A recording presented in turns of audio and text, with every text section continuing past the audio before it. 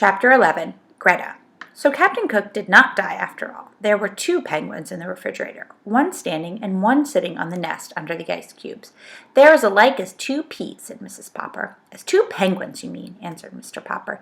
"Yes, but which is which?" At this moment, the standing penguin jumped out of the icebox, reached inside and took one of the checkers from under the sitting penguin, whose eyes were closed in sleep, and laid it at Mr. Popper's feet. "See, Mamma, he's thanking me," said Mr. Popper, patting the penguin.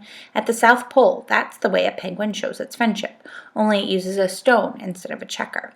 This one must be Captain Cook, and he's trying to show that he's grateful to us for getting him Greta and saving his life." "Yes, but how are we going to tell them apart? It's very confusing." "I will go down in the cellar and get some white paint and paint their names on their black backs."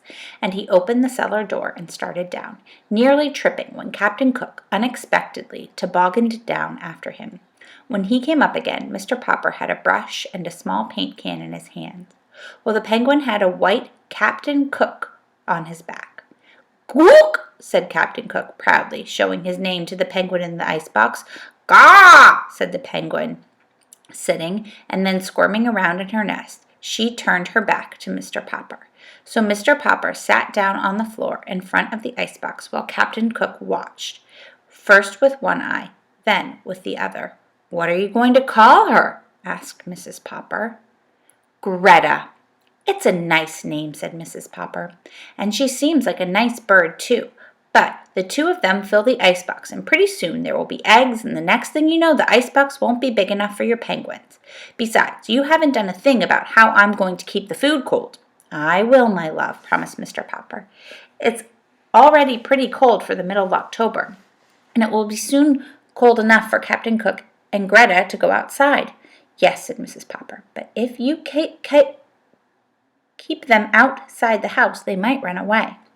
"Mamma," said Mr. Popper, "you put your food back in the icebox tonight, and we will just keep Greta and Captain Cook in the house. Captain Cook can help me move the nest into the other room. Then I will open all the windows and leave them open, and the penguins will be comfortable." "They will be comfortable, all right," said Mrs. Popper, "but what about us?" "We can wear our winter overcoats and hats in the house," said Mr. Popper, as he got up to go around and open all the windows. "It certainly is colder," said Mrs. Popper, sneezing. The next few days were even colder, but the Poppers soon got used to sitting around in their overcoats. Greta and Captain Cook always occupied the chairs nearest to the open windows.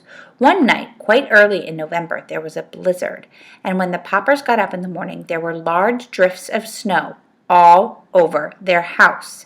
Mrs. Popper wanted to get her broom and have Mr. Popper bring his snow shovel to clear away the drifts, but the penguins were having so much fun in the snow that Mr. Popper insisted it should be left where it was. In fact, he even went as far as to bring an old garden hose up from the basement and sprinkle all the floors that night until the water was an inch deep. By the next morning, all the Popper floors were covered with smooth ice, with snowdrifts around the edges near the open windows. Both Greta and Captain Cook were tremendously pleased with all that ice. They would go up on the snowdrift at one end of the living room and run down, one behind the other, onto the ice until they were running too fast to keep their balance.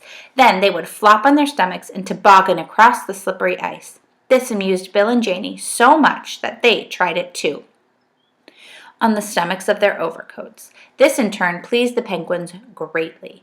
Then Mr. Popper moved all the furniture in the living room to one side so that the penguins and the children would have plenty of room for real sliding. It was a little hard at first to move the furniture because the feet of the chairs had frozen to the ice. Toward the afternoon, the weather got warmer and the ice began to melt. "Now, Papa," said Mrs. Popper, "you really must do something. We can't go on like this." But Captain Cook and Greta are both fat and sleek, and the children have never been so rosy. "It may be very healthy," said Mrs. Popper as she mopped up the floor, "but it is very untidy." "I will do something about it tomorrow," said Mr. Popper. And that is the end of Chapter 11. We will read Chapter 12 when we come back from spring